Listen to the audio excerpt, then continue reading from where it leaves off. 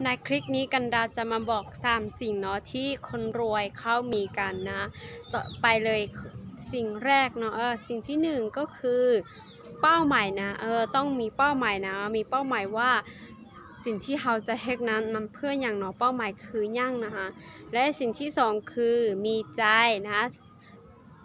มื้อนี้เนาะมื้อนี้เขามีใจกับสิ่งที่เขาเฮ็ดนำบ่ถ้าว่ามื้อนี้เขาบ่มีใจกับสินค้าหรือว่าเขาบ่มีใจกับมีใจของตัวเองเนาะให้กับธุรกิจที่เขาเฮ็ดนั้นเขาจะบ่สามารถที่จะเติบโตได้เพราะทุกสิ่งทุกอย่างเฮ็ดด้วยใจสิ่งที่จะทำให้ดีที่สุดคือเฮ็ดด้วยใจเนาะและข้อที่3คือทุ่มเทเวลาให้กับสิ่งนั้นได้บ่นะมื้อนี้เขาสามารถทุ่มเทเวลาให้กับสิ่งที่ธุรกิจที่เขากำลังทำอยู่ได้บ่ถ้าว่ามื้อนี้เนาะเขายัง